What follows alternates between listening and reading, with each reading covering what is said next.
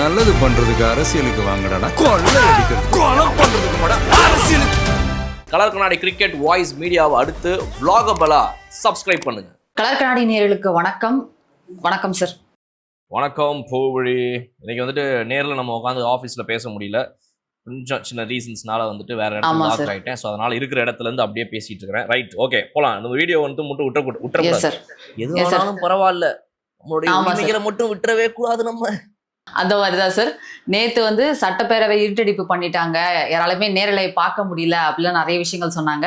ஆனா அதோட ஃபோட்டேஜஸ் எல்லாமே நேத்து நைட்டு வந்து எல்லா நியூஸ் சேனல்ஸ்லயும் வந்திருக்கு, எல்லா நியூஸ் சேனல்ஸ்லயும் வந்து அதை போட்டிருக்காங்க. அதுல வந்து நிறைய சம்பவங்கள் நம்மளால பார்க்க முடியுது சார். திமுக சைட்ல இருந்து இந்த கேள்வி கேட்கிறேன் அந்த கேள்வி கேட்கிறேன்னு ரொம்ப சில்லியான கேள்வியெல்லாம் கேட்டிருக்காங்க. முக்கியமா வந்து மரபு, ஆண்டாண்டு கால மரபு என்ன அப்படின்னா, தமிழ் தாய் வாழ்த்து முதல்ல பாடணும், கடைசியில தான் தேசிய கீதம் பாடணும். நீங்க தமிழ் தாய் வாழ்த்தை முதல்ல பாடிட்டு ரெண்டாவது தேசிய கீதம் போட்டுட்டு திருப்பி கடைசியில எதுக்கு தேசிய கீதம் போறீங்கன்னு இது ஒரு டாபிக்கா எடுத்து பேசியிருக்காங்க. அதுக்கு ஆதவ அர்ஜுனா பயங்கரமான ரிப்ளை கொடுத்துருந்தாங்க சார். அதை பாத்தீங்களா? எஸ், ஆதவ அர்ஜுனா அவர்களுடைய பதில் பார்த்தீங்க அப்படின்னா வந்து இவங்க எல்லாருக்குமே வந்து சும்மா நங்கு நங்கு நங்குன்னு மண்டையில் அடிச்ச மாதிரி ஒரு பதில். அழகானது, ஒரு வீடியோவா வந்து இருந்துச்சு, எல்லாருமே பார்த்துருப்பாங்கன்னு நினைக்கிறேன். ஸோ அவர் அங்கே சட்டப்பேரவையிலே அழகாக சொல்லியிருக்கிறாரு, ரொம்ப தெளிவா எதுக்காக இந்த மாதிரி வந்து ஒரு விஷயத்த வந்து நாங்கள் கொண்டு வரோம், என்ன நடக்குது, இதுக்கு முன்னாடியே வந்துட்டு எங்களுடைய தரப்புல இருந்து ஒரு வெளியேற்று சொல்லிட்டோம், இருந்தாலும் சொல்றோம். ஒரு அரசு நிகழ்ச்சியில எப்படி இருக்கும், கவர்னர் கலந்து கொள்ளும் போது அவரோட தலைமையில நடக்கும்போது அது எப்படி நடக்கும், ரெண்டுத்துக்குமான வித்தியாசங்கள்ல இருந்து ஆரம்பிச்சு இதை வந்து மாற்ற சொல்லி நாங்க வந்து எங்க சிஎம் மூலமாக, எங்க சிஎம்ஏ டைரக்டாவும் பேசிட்டாரு. பட் இருந்தாலும் ஒரு புரோட்டோகால்ன்ற ஒரு விஷயம் இருக்கு, அதுக்குள்ள எங்களால மாற்ற முடியாதுங்கும் போது, சென்ட்ரல் கவர்மெண்டோடதுங்கும் போது இதுல நீங்க தேவையில்லாம ஆப்போசிட்ல உட்காந்து அரசியல் பண்றதுல ஒரு பிரயோஜனம் கூட கிடையாது. இதுதான் வந்து ரியாலிட்டி அப்படின்றத வந்து ரொம்ப தெளிவா சொல்லிட்டாரு. ஸோ இவங்க பண்ணக்கூடிய அந்த ஒரு டர்ட்டி பாலிடிக்ஸ், அந்த டெம்ப்ளேட் பாலிடிக்ஸ், இது பண்ணிட்டாங்க அது பண்ணிட்டாங்கன்னு வெளியே வந்து அடறது, இதெல்லாம் வந்து வேலைக்கே ஆகாது அப்படின்ற மாதிரி ஒரு சூப்பரான பதிலடியை வந்துட்டு ஒரு சைடு அவர் கொடுத்திருந்தார். இன்னொரு முக்கியமான விஷயம், நீங்க சொன்ன மாதிரி இருட்டடிப்பு மேட்டரை பத்தி பாத்தீங்க அப்படின்னா வந்து அமைச்சர் ராஜ்மோகன் அவர்கள் வந்துட்டு ஒரு பதிலை கொடுத்திருக்கிறாரு. அப்போ அமைச்சர் ராஜ்மோகன் அவர்கள் என்ன சொல்றாருங்கிறத வந்து நம்ம கவனிக்கணும். ரெண்டு விஷயம் ஆக்சுவலா அவர் பேசினதுல ரொம்ப சூப்பரானது. அதுல ஒண்ணு நான் இப்ப இந்த இதுல சொல்றேன். ஏன்னா வந்து அவர் அந்த இருட்டடிப்பு மேட்டருக்கு ரொம்ப தெளிவா பதில் சொன்னது, இது டெக்னிக்கல் இஷ்யூ அப்படின்ற மாதிரி ஒரு பக்கம் சொல்லியிருந்தாரு. என்னோட புரிதல் அதுல என்ன அப்படின்னா, டெக்னிக்கல் இஷ்யூ அப்படின்றது ஒண்ணு, இன்னொன்னு ஆக்சுவலா திமுகவுடைய எம்எல்ஏக்கள் பல பேருடைய மானத்தையும் அவங்களுடைய பெயரையும் காப்பாத்தி கொடுத்துருக்குறாங்க இந்த அவையிலிருந்து அப்படின்னு தான் நம்ம எடுத்துக்கணும். ஏன்னா வந்து இவங்க வந்து எப்படியெல்லாம் பேசிக்கிறாங்க அப்படின்றது வந்துட்டு நீங்க டப்பு லிப்ல சும்மா ஸ்லோமோ பண்ணி இன்ஸ்டால போட்டு காட்டுறாங்க, எல்லாருமே மானம் போகுது. ஒரு எம்எல்ஏக்களாக உங்களை அனுப்பியிருக்கிறாங்களே, இப்படி உள்ள போய் உட்காந்துக்கிட்டு அவதூறு பேச்சு பேசுறதும், அசிங்கமான வார்த்தைகளை சொல்றதும், அவச்சொல்லா பேசுறதும் பேசுறீங்களே, உங்களை இதுக்காக நாங்க ஓட்டு போட்டு அனுப்பணும் அப்படின்னு மக்கள் இன்னைக்கு அவங்க எல்லாரையுமே அசிங்கமா கேள்வி கேட்கிற அளவுக்கு, கோபத்தை உண்டு பண்ற அளவுக்கு இன்னைக்கு அவங்க வந்து அவ்வளவு வார்த்தைகள் பேசிக்கிறாங்க. அதுக்குதான் ராஜ்மோகன் அவர்கள் வந்துட்டு உள்ள ஒரு பதில் சொல்லியிருக்கிறாரு. இந்த பக்கம் இருப்பவர்களுக்கும் பேச தெரியும், பேச தெரியாது என்பதெல்லாம் கிடையாது அப்படின்னு சொன்ன உடனே எல்லாருமே வந்து இது பண்றாங்க. அப்ப அவர் சொல்றாரு, நாங்க வந்து பேச தெரியாமலாம் இல்லைங்க, அமைதியா இருக்கிறோம். காரணம் எங்களுடைய முதல்வர், எங்கள் கட்சி தலைவர் எங்களை அப்படி கட்டுக்கோப்பாக வச்சிருக்கிறாரு. நாங்க இப்பவும் அப்படிதான் டீசெண்டா நடந்துகிட்டு இருக்கிறோம், இனிமேலும் அப்படிதான் நடந்துப்போம். அதை நீங்கெல்லாம் புரிஞ்சுக்கிட்டீங்கன்னா போதும்னு நினைக்கிறேன் அப்படின்னு சொல்லியிருக்காரு. இதை விட ஒரு பதில் உங்களுக்கு எல்லாம் வேணுமா? நீங்க ஒரு டர்ட்டி பாலிடிக்ஸ் பண்றீங்க, நீங்க வந்து உங்களுக்கு பேசவே தெரியல, ஒரு நாகரிகம் கொஞ்சம் கூட தெரியாம பேசுறீங்க. நீங்க சும்மா எந்திரிச்சோமா நின்னமா ஊன்னு கத்துறதுல இருந்து ஆரம்பிச்சு கெட்ட கெட்ட வார்த்தையில பேசுறீங்களே, இதெல்லாம் எங்க போய் முகத்தை தூக்கி வச்சுப்பீங்க திரும்ப ஓட்டு கேட்க போகும்போது மக்கள் கிட்ட அப்படின்னு சரியான கேள்விகள் கேட்டிருந்தாரு. அண்ட் பிரஸ்ல அவர் சொன்ன அந்த டெக்னிக்கல் இஷ்யூன்றது வந்து ரிப்ளை கொடுத்துருக்காரு. அண்ட் அதை தாண்டி பாத்தீங்க அப்படின்னா வந்து முடிஞ்ச அளவுக்கு ஆன்லைன்லயே ஃபுட்டேஜஸா பாத்தீங்கன்னா நிறைய வந்திருக்குது. எங்கெங்கெல்லாம் வந்துட்டு எந்தெந்த விஷயங்கள்லாம் மக்களுக்கு தெரியணுமோ அதெல்லாம் வந்துருச்சு. இப்போ கிட்டத்தட்ட இவங்க திட்டுறது, டிஎம்கே எம்எல்ஏஸ் வந்துட்டு எந்திரிச்சுன்னு கத்துறதுல இருந்து ஆரம்பிச்சு எல்லாம் இப்போ ஆன்லைன்லயும் வந்துருச்சு. ஸோ அதனால வந்துட்டு இதுல இருட்டடிப்புங்கிற மேட்டர் மூலமா மிக முக்கியமான ஒரு பெரிய விஷயத்தையும் அவங்க மறைச்சிட்டாங்க, அழிச்சிட்டாங்க. நாங்க இந்த விஷயத்த சொன்னோம் அந்த விஷயத்த சொன்னோம் அப்படின்ற மாதிரி எதுவும் வராம அப்படியே அமுங்கி போயிடுச்சு அப்படின்ற மாதிரி இங்க எதுவும் நடக்கல. அந்த வகையை பொறுத்த வரைக்கும் இனிமேல் அட்லீஸ்ட் இந்த டெக்னிக்கல் இஷ்யூஸோ இல்ல வேற ஒரு காரணங்களோ சொல்லாம சரியான முறையில வந்து இதை கரெக்டா ஒளிபரப்பு செய்யறதுக்கு அவங்க தரப்புல இருந்து நடவடிக்கை எடுப்பாங்கன்னு நம்புறோம். அவர் வந்து உத்தரவாதமும் கொடுத்திருக்காரு சார். கண்டிப்பா மண்டேல இருந்து ஸ்டார்ட் பண்ணி நாங்க டிரான்ஸ்பரண்ட் கவர்மெண்ட் அப்படின்னு சொல்லியிருக்கோம். அந்த வாக்குறுதியை நாங்க கண்டிப்பா நிறைவேற்றுவோம். மண்டேல இருந்து கரெக்டான நேரலை வந்துரும் அப்படிங்கிற ஒரு விஷயம் சொல்லியிருக்காரு சார். அதே மாதிரி சட்டமன்றத்துல விஜய் சரவணன் தஞ்சாவூர் எம்எல்ஏவா இருக்கக்கூடிய மாண்புமிகு சட்டமன்ற உறுப்பினராக இருக்கக்கூடிய விஜய் சரவணன் அவர் வந்து அவரோட பாயிண்ட்ஸ் எல்லாம் ரொம்ப தெளிவா இருந்துச்சு சார். முதல் முறை எம்எல்ஏக்களா இருக்கக்கூடிய இவங்க எல்லாம் எப்படி பேசுவாங்க, அவங்களோட கன்னி பேச்சு எப்படி இருக்கும் அப்படிங்கிற கொஸ்டின் மார்க் நிறைய இருந்துச்சு. நிறைய பேர் பேசுறத பார்க்க முடியல. பட் ஆனா விஜய் சரவணன் பயங்கரமா பேசியிருந்தாரு சார். இங்க இருக்கிற திராவிட தோழர்கள் அவங்களுக்கே தெரியும், நாங்க அதிகாரத்துல இல்லாத போது என்னென்ன மாதிரி நலத்திட்ட பணிகள்லாம் நாங்க செஞ்சிருக்கோம். அந்த ஃபங்க்ஷன்ஸ்க்குலாம் அவங்க வந்து கலந்து சீஃப் கெஸ்டா கலந்துருக்காங்க. நாங்க கிட்டத்தட்ட 1/4 நூற்றாண்டு இயக்கமா நாங்க பயணப்பட்டு இந்த இடத்துல வந்து இருக்கோம். இதே வந்து எதிர்க்கட்சிகளா இருக்கக்கூடிய சட்டமன்ற உறுப்பினர்கள் எல்லாருக்குமே இது தெரியும் அப்படிங்கிற விஷயத்த ரொம்ப கிளாரிஃபையா சொல்லியிருந்தாரு சார் அவரு. திரு விஜய் சரவணன் அவர்கள் வந்துட்டு மாண்புமிகு தஞ்சாவூர் சட்டமன்ற உறுப்பினர். அவர் வந்து இதுக்கு முன்னாடி பேசுனதெல்லாம் கூட நீங்க பார்த்துருந்துருப்பீங்க. விழுப்புரம் மாநாடு, அப்புறம் மதுரை மாநாடுன்னு நினைக்கிறேன். இந்த மாதிரி மாநாடுகள்லாம் அவர் பேசின பேச்சு, அப்புறம் ஒரு கட்சியுடைய கூட்டம் ஒன்று நடந்துச்சு, ஒரு இந்த ஷெரட்டன் ஹோட்டல்ல நடந்த ஒரு மீட்டிங், அதுல அவர் பேசினது கிறிஸ்மஸ் நிகழ்ச்சின்னு நினைக்கிறேன், அந்த மாதிரி ஏதோ. அதுலலாம் அவர் பேசணும்லாம் நீங்க பாத்தீங்க அப்படின்னா பேச பேச பேச பேச அவர் ஆக்சுவலாவே வந்து தமிழ் சொற்பொழிவு ரொம்ப அவருக்கு உண்டு. புத்தகங்கள் படிக்கிறதுல இருந்து ஆரம்பிச்சு வந்து அவருடைய தமிழ் நுண்ணறிவு வந்து ரொம்ப அதிகம். அந்த மொழி ஆற்றல் வந்து அவருக்கு செம்மையா இருக்கும். அவர் சூப்பரா பேசுவாரு. அது வந்து ஒவ்வொரு முறையும் இந்த மாதிரி மீட்டிங் நடக்கும் போதெல்லாம் வந்து இவர் பேசிக்கிட்டு இருந்தது. இன்னைக்கு வந்து சட்டமன்றத்துல இந்த மாதிரி அவருடைய குரல் கர்ஜித்தது வந்து ரொம்ப ஒரு அற்புதமான ஒரு விஷயம். அவர் முக்கியமான ஒரு பாயிண்ட் தான் சொன்னார் ரொம்ப அழகா. பட் அது என்னன்னா, நாங்க வந்து இன்னைக்கு என்னமோ இப்ப வந்திருக்கிறோம் அப்ப வந்திருக்கிறோம்னு சொல்றீங்க. 1967 77 நடந்ததும் இந்த 26ல நடந்த இந்த வெற்றியும் ஒண்ணு கிடையாது. அதையும் இதையும் நீங்கள் ஒப்பிட முடியாதுன்னு நிறைய பேர் சொல்றீங்க. எதிர்கட்சியில அங்க ஆப்போசிட்ல உட்காந்துருக்க சட்டமன்ற உறுப்பினர்கள். நான் உங்களுக்கு எல்லாம் ஒன்னே ஒன்னு தான் சொல்லிக்கிறேன். நாங்க 25 வருஷமா விஜய் மக்கள் இயக்கம் அப்படின்ற பெயர்ல இயக்கமா நாங்க இயங்கிக்கிட்டு இருந்த டைம்ல நாங்க நடக்காத, நாங்க சென்றடையாத கிராமம் கிடையாது. நாங்க ஒவ்வொரு இடத்துக்கும் சென்றடைஞ்சிருக்கோம். அண்ட் அந்த ஊர்களில் நாங்க நடத்தின ஒவ்வொரு சின்ன சின்ன முகாம்ல இருந்து ஆரம்பிச்சு ரத்த பரிசோதனை முகாமா இருக்கட்டும், இல்ல வந்துட்டு அவங்க நடத்தின இந்த ரொட்டிப்பால் திட்டமாகட்டும், இந்த மாதிரி அவங்க நடத்தின எந்த திட்டங்களா இருந்தாலும் அது அவர் என்ன சொல்றாருன்னா, அந்த இதுல அப்ப இருந்த அந்த எம்எல்ஏவையும் ஒரு தடவை அழைப்போம் அப்படின்னு சொல்லி உங்களெல்லாம் நாங்க அழைச்சிருக்கிறோம். நீங்களாம் அங்க வந்து பங்கு பெற்றிருக்கிறீங்க, அதை மறந்துடக்கூடாது. நாங்க வந்து எதுவுமே செய்யாம இங்க டைரக்டா வந்துட்டோம் நீங்க நினைச்சுக்கிட்டீங்க அப்படின்னா அது கிட்டத்தட்ட உங்களுடைய முட்டாள்தனம் தான் அப்படின்னு சொல்லாம சொல்லியிருக்கிறாரு திரு விஜய் சரவணன் அவர்கள். அதனால அவருடைய பேச்சு வந்து ரொம்ப சூப்பரா இருந்துச்சு. இது போல அவங்களுடைய கட்சியில இன்னும் இந்த 5 பேர் தான்ப்பா, இந்த 10 பேர் தான்ப்பா இப்படின்றது இந்த லிஸ்ட் பெருசாயிட்டே போகும். இவங்க இன்னும் நிறைய பேர் பேச பேச இவங்க இப்படியே பேசிப்பாங்க. சரி வந்து 25 பேர் தான்ப்பா, அப்புறம் கடைசியா வந்து நின்றுவாங்க. என்னப்பா இந்த ஒரு 107 பேர் மட்டும் தான் சூப்பரா பேசுறாங்க, அங்க இருக்கிற எம்எல்ஏ 107 தான், அப்படியா எல்லாருமே சூப்பரா பேசுறாங்க போல இருக்கே அப்ப அப்படின்ற மாதிரி ஒவ்வொருத்தங்களுடைய அந்த ஒரு டைம் கொடுக்கப்பட்டு அந்த நேரத்துல சரியான ஆட்களை பேச வைக்கிறாங்க. இவங்களும் ஒவ்வொருவர்களும் இந்த 5 வருடங்கள்ல சூப்பரா வளர்ந்து வரும்போது சரியாக ஒரு விஷயமா இருக்கும். சார் அவங்க ஃபர்ஸ்ட் பேசும்போது இவ்வளோ பேசுவாங்களா அப்படின்னு யாருமே எதிர்பார்த்துருக்க மாட்டாங்க. அவ்வளோ சூப்பரா பேசினாங்க சார் அவங்க. அதே மாதிரி அறநிலைத்துறையில வந்து ஒரு விஷயம் பண்ணியிருக்காங்க. இந்த மாதிரி இதுக்கு முன்னாடி நடந்த விஷயம் அதை வந்து கேன்சல் பண்ணியிருக்காங்க. என்ன அப்படின்னா, அறநிலைத்துறையில நிதி இல்லாம கோயிலுக்குட்பட்ட அந்த நிதியையும் கட்டுமான பணிக்காக கிட்டத்தட்ட 246 கோடி செலவுல திருமண மண்டபம் கட்டுறதுக்காகவும் கட்டுமான பணிகள் அந்த பில்டிங்ஸ் கட்டுறதுக்காகவும் காசு எடுத்திருக்கிறதா அந்த டெண்டர்கள் விடப்பட்டிருக்கு. அந்த டெண்டரை வந்து இப்ப இருக்க அறநிலைத்துறை வந்து கேன்சல் பண்ணியிருக்காங்க. அந்த நிதி வந்து பற்றாக்குறைன்ட்டு அதுல இருந்து வரை எடுத்திருக்காங்க அப்படிங்கிற மாதிரி அந்த டெண்டரை வந்து கேன்சல் பண்ணியிருக்காங்க. அதுல வந்து ஒரு 40% லஞ்சம் வந்து முன்னாள் அமைச்சராக இருந்தக்கூடிய சேகர் பாபு அவர் வந்து பெற்றதாகவும், ஸ்டாலின் அவரோட குடும்பத்துல வந்து யாருக்கும் ஒரு பங்கு போயிருக்கிறதாகவும் சில தகவல்கள்லாம் நியூஸ் பேப்பர்ல வந்திருக்கு சார். இல்ல அந்த தகவல்கள் உண்மையா பொய்யாங்கிறத வந்துட்டு கண்டுபிடிக்கட்டும்.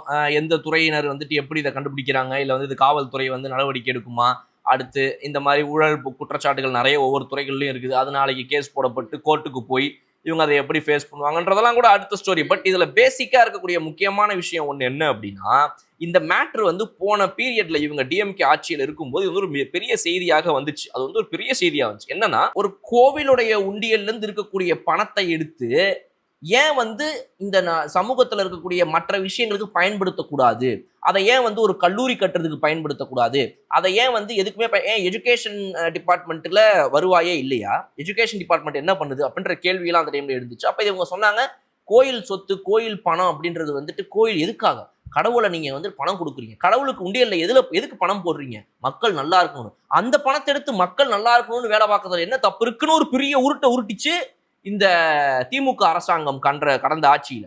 அப்ப அதுல வந்து கேட்கப்பட்ட கேள்வி என்னன்னா, நீங்க உருட்டுறது ஓகே, அந்த உருட்டை சரியாவது உருட்டுங்க.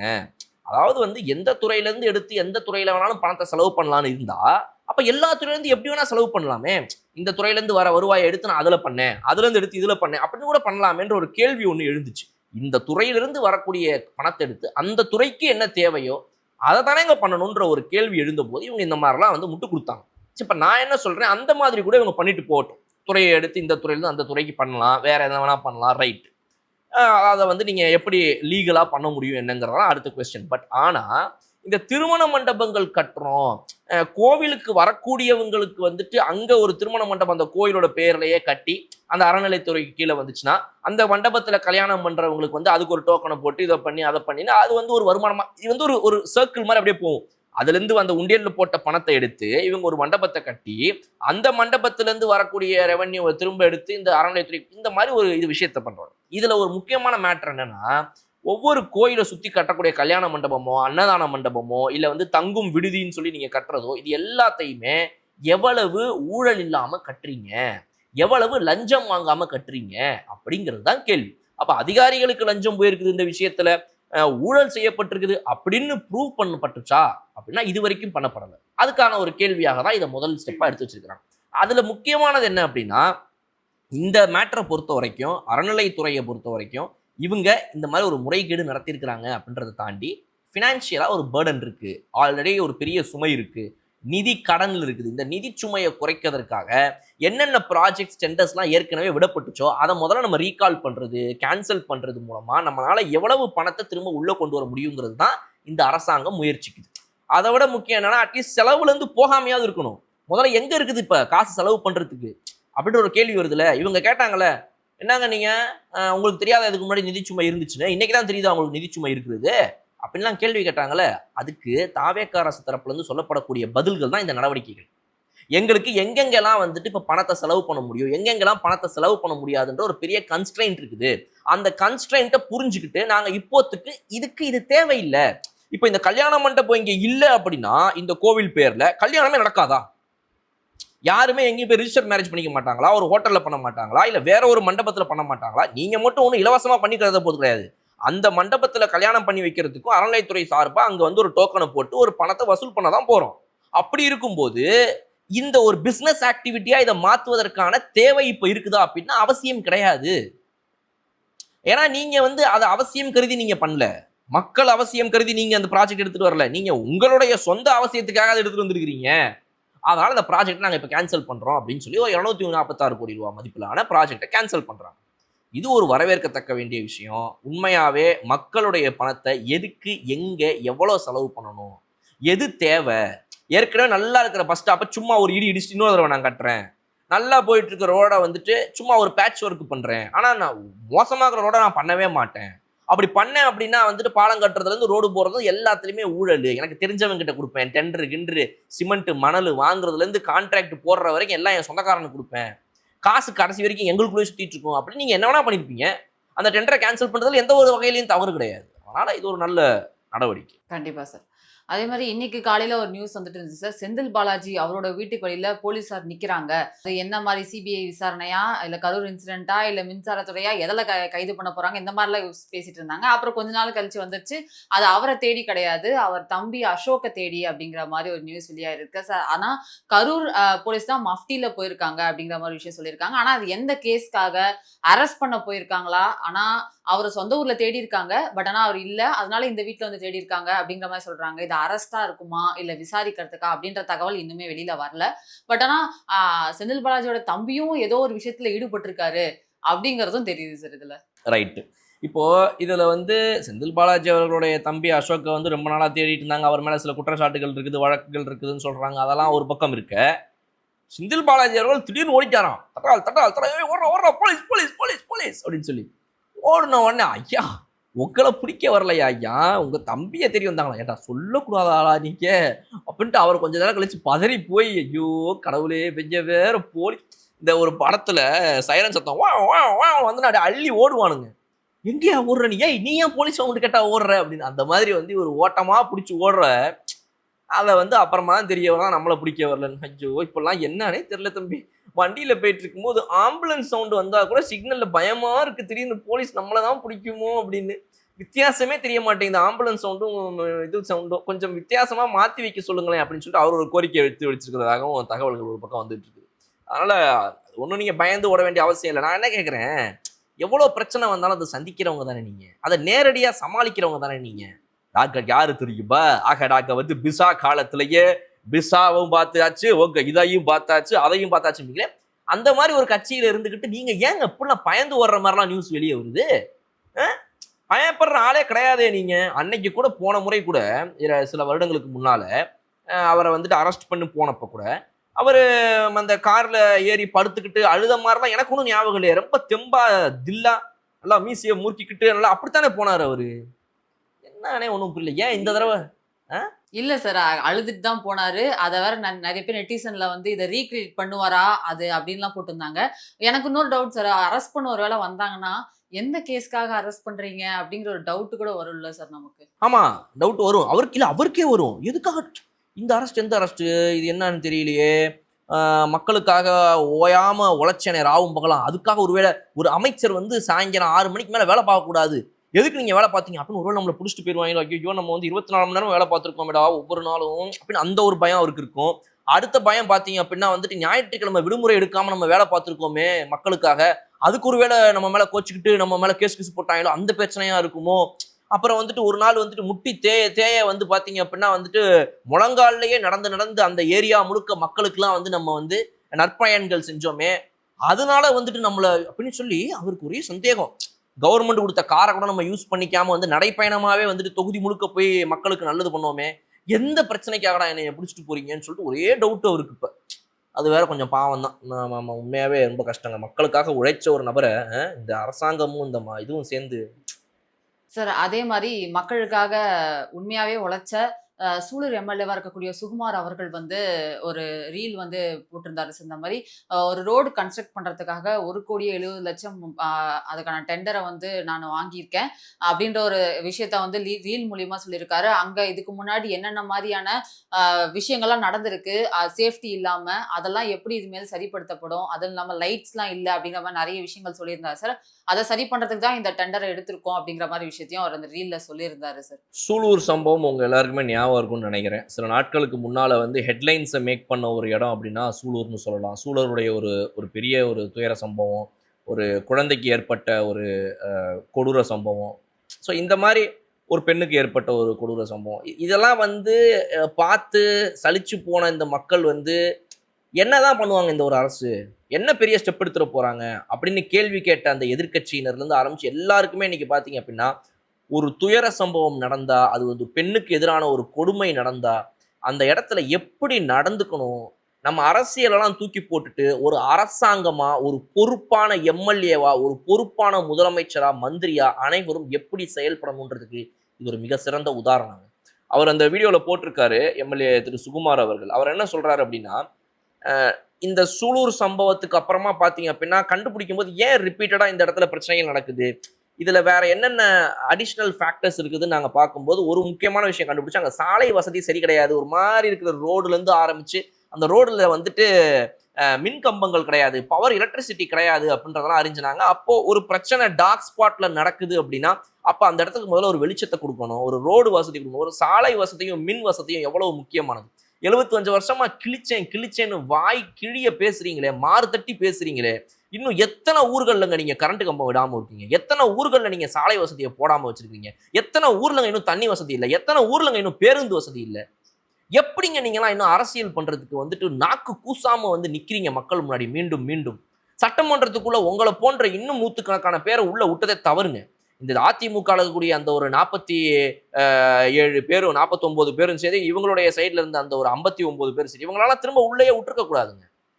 இவங்களையும் கேள்வி கேட்கணும் நறுக்குன்னு, என்னதாங்க நீங்களாம் பண்ணீங்க அப்படின்னு சொல்லி. இத்தனை வருஷங்களா இன்னுமாங்க இவங்கெல்லாம் வந்துட்டு மின் வசதியும் சாலை வசதியும் ஒரு பேருந்து வசதியும் இல்லாமல் எத்தனை குழந்தைகள் கேட்டுக்கிட்டு இருக்காங்க. வீடியோ வந்துட்டு ஓ இந்த ஊர்ல இருக்கிற இந்த கிராமத்துல இருக்கிற ஒரு குழந்தையும் ஒரு ஸ்கூல் பசங்களும் ஸ்கூல் ட்ரெஸ்ஸை போட்டுக்கிட்டு கிளம்பும் போது ரெடியாகி வந்து நின்றுட்டு ரோட்ல வீடியோ போட்டாங்க, அவங்களுக்கு பஸ் வசதி போயிடுச்சு, அப்ப நம்மளும் அதே மாதிரி ஒரு வீடியோ போட்டோம்னா நம்ம ஊருக்கும் ஒரு பஸ் வசதி வராதான்னு ஒரு குழந்தை நினைக்கிறது எவ்வளவு பெரிய கொடூரங்க அது. ஒரு பள்ளிக்கு போகக்கூடிய ஒரு அரசு பள்ளிக்கு போகக்கூடிய குழந்தை, அந்த குழந்தைங்க ஒரு 10 பேர் வந்து நிம்மதியா பள்ளிக்கு போகணும் வரணும், அவங்களுக்கு இந்த சமுதாயத்துல என்ன பிரச்சனைகள் இருக்குது, என்ன அவலநிலை இருக்குதுங்கிறதெல்லாம் தெரியாம அவங்கள ஒரு நல்ல வழியில வளர்க்கணும். அவங்களுக்கு வந்து எந்த ஒரு போதை கலாச்சாரமும் அவங்க கண்ணுக்கு போயிடக்கூடாது. இந்த நாட்டுல நடக்கிற ஒரு தேவையில்லாத தீய சக்திகளுடைய நடவடிக்கைகள் அவங்க கண்ணுக்கு காதுக்கு போயிடக்கூடாது. இந்த ஊர்ல வந்து ஜாதி மதம் இன்னும் பேசுறது இந்த மக்களுக்கு தெரிஞ்சிடக்கூடாது. இந்த குழந்தைங்க நல்லா இருக்கணும் அப்படின்னு நம்ம நினைச்சிட்டு இருக்கும்போது அந்த குழந்தைங்களே ரோட்ல இறங்கி நின்று, நாங்க ஸ்கூலுக்கு போகணும்னா எங்க ஊருக்கு பஸ் வரணுங்க, முதல்ல நாங்க எங்க ஊர்ல இருந்து இவ்வளவு தூரம் நடந்து போறோங்க, அவ்வளவு தூரம் நடந்து போறோங்க அப்படின்னு சொல்றதெல்லாம் முன்னாடி நமக்கு எப்படி இருந்துச்சுன்னா, நம்ம ஊர்ல நம்மளுடைய அம்மா அப்பாவோ நம்மளோட தாத்தா பாட்டியோ அப்பெல்லாம் நான் எத்தனை கிலோமீட்டர் நடந்து போவேன் தெரியுமா, மலையை கடந்து நடந்து போவேன் தெரியுமா அப்படின்னு சொல்லும்போது, ஓ அப்படியா, ஓ அவ்வளவு தூரம் நடந்தீங்களான் இருக்கு. இன்னைக்கு பார்க்கும்போது இன்னும் அந்த சூழ்நிலை இருக்கு. பல கிராமங்கள்ல இன்னும் பஸ் வசதி கிடையாது. ஒரு என்னங்க மினி பேருந்துன்றது என்னங்க, மினி பஸ்ன்றது என்னங்க, எவ்வளவுங்க செலவு பண்ணிட்டு போறீங்க நீங்க? கோடி கோடியா ஊழல், கோடி கோடியா பணத்தை சொத்தை சேர்த்து நாடு நாடா ஒவ்வொரு இடத்துல இன்வெஸ்ட் பண்றீங்களே, ஒரு ஒரு என்ன ஒரு சாதாரண ஒரு மினி பஸ் உங்களால விட முடியலையா ஒரு கிராமத்துக்கு இன்னைக்கு வரைக்கும்? பேசுறீங்க சமூக நீதி சமூக நீதின்னு, அப்ப பஸ் வசதி இல்ல. அந்த பஸ் வசதி இப்ப நான் பேசுறது வந்து கரூருடைய சம்பவத்தை பத்தி பேசுறேன். கரூர்ல வந்து ஒரு ஸ்கூல் பசங்களாம் சேர்ந்து வீடியோ போட்டிருக்கிறாங்க. அந்த கரூர் டிஸ்ட்ரிக்ட் கலெக்டர் அந்த இடத்துக்கு விரைஞ்சு போறார். இந்த புதிய அரசாங்கம் வந்ததுக்கு பிறகு இன்னுமே அதிகாரிகளில் பலர் பழைய அரசாங்கங்கள் போல இந்த அரசாங்கமும் நமக்கு ஒத்துழைதும், நம்ம கூட சேர்ந்து கமிஷனை வாங்கிட்டு இந்த அரசாங்கமும் இருக்கும்னு நினைச்சிட்டு இருக்கிற சில பேர் இன்னும் தவறுகள் பண்ணிக்கிட்டு இருக்கிறாங்க. ஆனா பல அதிகாரிகள் நம்ம இனிமேல திருந்தி நடந்துக்கிறதுக்கான நேரம் வந்துருச்சு அப்படிங்கிறத உணர்ந்து சரியாக செயல்படுறாங்க. பல மாவட்ட ஆட்சியர்கள் வந்துட்டு அவங்களுடைய பணியை சரியா செய்யறாங்க. அந்த வகையில தான் கரூர் கலெக்டர் அந்த இடத்துக்கு போய் அந்த வீடியோவை பார்த்து சிஎம் அவர்கள் வந்து நேரில் பார்க்கணுன்ற அவசியம் இல்லை, நான் உங்களுக்கு எல்லாத்தையும் பண்ணி தரேன்ற ஒரு உத்தரவாதத்தை கொடுத்துட்டு வந்திருக்கிறாரு. இன்னும் அந்த பிரச்சனைகள் நிறைய இருக்கு. சூலூரை பொறுத்த வரைக்கும் நீங்க சொன்ன மாதிரி அவர் வந்து அந்த இடத்துக்கு ஒரு ஆர்டரை வாங்கி அதை வந்து ஆனந்த் அவர்கள்ட்ட போய் பொதுப்பணித்துறை ஆனந்த் அவர்கள்ட்ட கொடுத்துருக்காங்க அமைச்சர்கிட்ட. அமைச்சர் அவர்கள் அதை வந்து எதுவுமே சொல்லலை, ஒரு வார்த்தை கூட சொல்லாம உடனே எனக்கு சைன் போட்டு கொடுத்தாரு அப்படின்றாங்க. நீங்க எத்தனை நாள் எடுத்திருப்பீங்க, எத்தனை நாள் எத்தனை வருஷமாங்க இன்னும் நீங்க அந்த இடத்துக்கு ஒரு பஸ் போடாம விட்டுருக்கீங்க, ரோடு போடாம விட்டுருக்கீங்க, ஒரு மின் கம்பம் கொடுக்காம இருந்திருக்கீங்க. அப்ப இத்தனை வருஷங்களாக நீங்க பண்ணாதத ஒவ்வொரு இடமா ஒவ்வொரு வீடியோ வர்றது மூலமாகவோ இல்ல அந்த எம்எல்ஏக்கள் அந்த தொகுதிக்கு போறது மூலமாகவோ கொஞ்சம் கொஞ்சமா கண்டுபிடிச்சு நீங்க பேசிக் அம்யூனிட்டிஸ் கூட ஒரு ஒரு ரொம்ப சாதாரணமா ஒரு மனுஷனுக்கு என்ன தேவையோ அதை கூட நீங்க கொடுக்காம வச்சிருக்கீங்கன்றத கண்டுபிடிச்சு நீங்க மாத்திட்டு இருக்காங்க. நீங்க இன்னும் வெளியே வந்துட்டு இது ஒரு மாற்றமா, இது ஒரு அரசா, என்ன பண்றாங்க இவங்கன்னு கேள்வி கேட்குறீங்க. உங்களுக்குலாம் இந்த அரசியல் பண்றதுக்கு எப்படிங்க நாக்கு கூசாம வந்து நிக்க முடியுது? வெக்கமா இல்லையா அவங்களுக்குலாம்? கொந்தளிக்க தோணுதுங்க, மனசு வேதனையா இருக்கு இவங்க பண்றதெல்லாம் பார்க்கும்போது. சார் அதே மாதிரி போக்குவரத்து துறை அந்த இதுல ஒரு இன்சிடென்ட் நடந்திருக்கு சார். இப்போ லாங்கா ஒரு பஸ் போகுதுன்னா நடுவுல ஸ்நாக்ஸ் டைம், லஞ்ச் டைம் அப்படின்னு ஒரு சில இடத்துல நிறுத்துவாங்க இல்லையா? அந்த மாதிரி இடத்துல நிறுத்தும் போது அங்க விற்கிற ஸ்நாக்ஸ் எல்லாமே இப்போ 20 ருபீஸ் அப்படின்னா அதை 25 ருபீஸ் 30 ருபீஸ் அந்த மாதிரி விற்கிறாங்க அப்படின்னு சொல்லிட்டு ட்விட்டர்ல ஒரு வீடியோ வந்துச்சு. அதை கண்டிப்பா நான் மினிஸ்டர்கிட்ட கொண்டு போக அப்படிங்கிற மாதிரி ஒருத்தர் சொல்லியிருக்காரு. ஒரு லஞ்சா இருந்தாலும் சரி இல்ல ஸ்நாக்ஸா இருந்தாலும் சரி 5 ரூபாய் 10 ரூபான்னு அதிக விலையில விற்கிறாங்க. இது நான் கேட்டுட்டேன், ரிப்போர்ட்டரா ஒருத்தர் வீடியோ எடுத்திருக்காரு. இதை மக்களுக்கு இந்த மாதிரி தானே கொடுத்துட்டு இருக்கீங்க, எவ்வளவு இந்த மாதிரி காசு அடிப்பீங்க இதுல அப்படின்ற மாதிரி. இதெல்லாம் வந்து அங்க போக்குவரத்து துறையில இப்ப பஸ் நிக்கிறாங்கன்னா அந்த பஸ் டிரைவரும் கண்டக்டரும் அதுக்கு கமிஷன் வாங்குவாங்கல்ல சார், அவங்க கமிஷன் வாங்குறதுனால தானே அவ்வளவு காசு அதிகமா விற்கிறாங்க அப்படின்னு தானே இதை பார்க்க முடியுது நம்மளால. ஆமா, இது வந்து ஒரு கலெக்டிவ் எஃபர்ட் தான். இவங்க எல்லாரும் ஒன்னா சேர்ந்து ஜாலியா பண்ணிட்டு இருக்க ஒரு விஷயம். ஒரு பக்கம் வந்துட்டு என் இடத்துல வந்து நீ நிறுத்தின அப்படின்னா ஓனருக்கு பஸ் ஓனருக்கு போகும் அப்படின்னு சொல்லி பிரைவேட் பஸ் அந்த அசோசியேஷன்ல இருக்கிற அந்த பஸ்ஸை ஓட்டுற அந்த பஸ்ஸோட ஓனருக்கும் அந்த இவங்க இந்த கடையை நடத்துறவங்களுக்கும் நடுவில் ஒரு அக்ரிமெண்ட். கவர்மெண்ட் பஸ்ஸை பொறுத்த வரைக்கும் இன்டெரக்டா சொல்லாம கொள்ளாம இந்த டிரைவருங்க வாங்கிக்கிற கமிஷனு, இதுக்காக இவங்க எக்ஸ்ட்ராவா விலை விட்டு விற்கிறாங்களா, இது என்ன அப்படின்றது நமக்கு தெரியல. பட் ஆனால் அப்படிதான் பார்க்கப்படுது நீங்க சொன்னது போல. அதுக்காக இவங்க வந்து ஒரு எம்ஆர்பியில் இருக்கிற என்னங்க ஒரு good day biscuit, Britannia biscuit, 10 ரூபா பிஸ்கட், மேரிகோல்டு பிஸ்கட், அதை எப்படிங்க நீங்க 15 ரூபாய்க்கு விற்பீங்க? என்ன கதைன்னு எனக்கு புரியலங்க இது. அப்போ ஒருத்தன் வந்துட்டு ஒரு பஸ்ஸில் பயணம் பண்ணுறான், ஒரு அரசு பேருந்தில் 250 ரூபா டிக்கெட்டை வாங்கி போய்கிட்டு இருக்கிற ஒருத்தன் இறங்கி ஒரு பிஸ்கட் வாங்கலாம், கையில் 10 ரூபா தான், அது 15 ரூபா தான் இருக்குது, மாச கடைசி ஊருக்கு போகணும், அம்மாவை பார்க்கணும் அப்படின்னு கவர்மெண்ட் பஸ்ஸில் ஏறி ஒருத்தன் போகிறான். அவன் கையில் இருக்கிறதே 10-20 ரூபா இருக்கும். இன்னும் எத்தனை பேருக்கு அந்த மாதிரி இருக்கும்? நம்ம எத்தனை பேர் கையில் 30ஆம் தேதி 31ஆம் தேதி ஒரு 1000 ரூபாய் இருக்கும்? அதை முதல்ல சொல்லுங்க. நம்மள எத்தனை பேருக்கு 31ஆம் தேதி சம்பளம் போடுறதுக்கு முன்னாடி நிமிஷம் வரைக்கும் கையில் 1000 ரூபாய் என் பேங்க் அக்கௌண்ட்ல இருக்குதுன்னு இந்த வீடியோவை பார்க்குற எத்தனை இளைஞர்களால சொல்ல முடியும் தைரியமா? இன்னும் எத்தனை பேர் நம்மகிட்ட 500 ரூபா கையில் இருக்குது கடைசி நிமிஷத்துல? ஐயோ இந்த மாசத்தை எப்படியாவது ஓட்டி இன்னும் ஒரு நாள் தான் சம்பளம் வந்துடும். அப்படி ஒவ்வொருத்தங்கிட்டையும் நீ ஒரு 5 ரூபா 10 ரூபா பிடுங்கி திங்கிறியே, இந்த காசை எங்க போய் வச்சுக்க போற? என்ன பண்ண போற? அப்ப இவங்களை சரி பண்றதுக்கு இந்த அரசாங்கம் இதுக்கு முன்னாடி முன்னெடுப்பு எடுக்கல, எதுவுமே பண்ணல. அடி அடி அடி, நான் இங்க பெருசா 2000 கோடி அடிக்கிறேன், நீ 2 ரூபான்னு அடிக்கிற, அவ்வளவுதானே, அடிச்சுட்டு போ, நம்மளாம் சேர்ந்து அடிப்போம், வா இந்த மக்களை நாசப்படுத்துவோம், இந்த சமுதாயத்தை சீரடிப்போம் அப்படின்னு ஒரு வேலை. அப்ப இது எல்லாத்தையுமே முன்னெடுப்பு எடுப்பாங்க இந்த தாவேக அரசு. இது போல ஒவ்வொரு விஷயத்திலையும் இன்னைக்கு மாத்தி செயல்படும். நேற்று இன்னொரு மேட்டர் சொல்றேன் கேளுங்க. இப்போ ஃப்ரெண்டு ஒருத்தர் வந்துட்டு நேற்று இது பண்ணிருந்தாங்க, நம்ம ஒரு இதுக்கு போகிறோம். சரி ரைட்டு, நான் செக்அப் பண்ணுறதுக்காக போனேன்னு வச்சுக்கோங்களேன் நீங்கள். சரி வாங்கலாம் அப்படின்னு சொல்லிட்டு டாஸ்மார்க்கு போனேன். செக் பண்ணலான்னு போனேங்க. என்ன என்ன நடக்குது அப்படின்னு சொல்லி செக் பண்ணலான்னு போனேன். இப்போ போனால் அந்த இடத்துல வந்துட்டு நீங்கள் இந்த குவார்ட்டருக்கு 10 ரூபா வச்சு விற்கிறாங்கன்னு சொல்கிறீங்கல்ல, நான் இதை ஏற்கனவே ஒரு வீடியோவில் ஸ்டார்டிங்கில் ஒரு 5 மாதத்துக்கு முன்னாடியே சொல்லியிருந்தேன், இப்போவும் சொல்கிறேன். 2570 ரூபா இப்போ நேற்று வாங்கினேன் அந்த பாட்டில். அவர் சொல்கிறார் என்கிட்ட, கடைசியில் மூட போகிற டைமில் போனனால 2790 ரூபான்றாரு. இந்த பாட்டிலோட விலை அது கிடையாது அப்படின்னு சொல்லி, ஒரு நிமிஷம் கொடுங்க அப்படின்ட்டு வாங்கி அப்படியே அவங்க நவுந்த கேப்ல நான் எம்ஆர்பி பார்த்தோன்னு தெரிஞ்சிச்சுன்னா, சார் வைங்க சார் அப்படியே உள்ள தூக்கிச்சிட்டு கிளம்புங்க நீங்கள் அப்படின்ட்டு வேற ஆள்கிட்ட கொடுக்க ஆரம்பிச்சிருவாங்க. எப்போ 2 மாதத்துக்கு முன்னாடி வரைக்கும். இப்போது நம்ம எம்ஆர்பியை பார்க்குறோன்னு தெரிஞ்சா, ஐயோ என்னடா எம்ஆர்பியை பார்க்குறாங்க, இவன் யாருன்னு தெரியலையேன்னு ஒரு பயம் வருது. பார்த்தா 2570 போட்டிருக்கு. ஏங்க எதுக்குங்க 120 ரூபாய் எக்ஸ்ட்ரா வச்சு வாங்குறீங்க, 2690 நான் எதுக்கு கொடுக்கணும் அப்படின்னு கேட்டால், சார் அது இம்போர்ட்டட் சார். இது இம்போர்ட்டடா? ஏன் இம்போர்ட்டடுக்கு எம்ஆர்பி கிடையாதா? இதில் போட்டிருக்குதுல அப்படின்னா அவர் ஒன்றே இல்லைங்க சார். சரி ஓகே சார், ஒரு 20 ரூபா குறைச்சி கொடுங்க அப்படின்றார். 20 ரூபா குறைச்சி கொடுங்க, என்ன பேரம் பேசிக்கிட்டு இருக்கான் அப்படின்னு சொல்லி என்னாலாம் முடியாதுன்னு சொல்லி நான் என்ன பண்ணிட்டேன், இருக்கிற விலையவே போட்டேன். அதுக்கு பக்கத்துக்கு அதே விலையை எம்ஆர்பி போட்டிருக்கிறதே போடுறாரு இவர் அப்படின்னு சொல்றாரு. அவர் உடனே சார் கேன்சல் பண்ணுங்க சார் அப்படின்ற அந்த டாஸ்மாக் ஊழியர். நான் உடனே அதை கண்டுக்காத மாதிரி போட்டு விட்டு, என்னங்க சொன்னீங்க சார், கேன்சல் பண்ணுங்க சார், என்ன சார் இப்படி போட்டீங்க? என்ன கரெக்டாக தானே போட்டிருக்கிறேன், இல்லை நான் எதுக்கு எக்ஸ்ட்ரா கொடுக்கணும் என்ன அப்படின்னு ஒரு வார்த்தை கேட்க ஆரம்பிச்சோன்னே, தப்பு தான் சார், என் தப்பு, கடைசி நேரத்தில் வந்தீங்க உங்களுக்கு கொடுத்தேன் பார்த்தீங்களா, என் தப்பு தான்றாரு. உன் தப்பா? என்ன வீட்டு காசை எடுத்து தூக்கி கொடுக்குற மாதிரி இவர் ரொம்ப பாவம் பார்த்து எனக்கு கொடுத்த மாதிரி, என்ன எனக்கு புரியலைங்க, என்னத்துக்கு நீங்க என்ன எனக்கு பாவம் பார்த்து கொடுக்குறதுன்ற. ஐயா சாரி சார், மன்னிச்சுக்கோங்க, விட்டுருங்கண்ணே அப்படின்ட்டு அனுப்புறாரு. அதனால என்ன பண்ணாருன்னா, ஒரு கவர் கொடுத்துருந்தாரு. அந்த கவர்லேருந்து நான் அதை எடுத்து தான் இந்த விலை என்னங்கிறத பார்த்தேன்னா, அந்த கோவத்தில் என்ன பண்ணுறாங்க, நான் இவ்வளோ பேசுகிறேன்னு அந்த கவரை பிடிங்கி உள்ள வச்சுட்டாரு.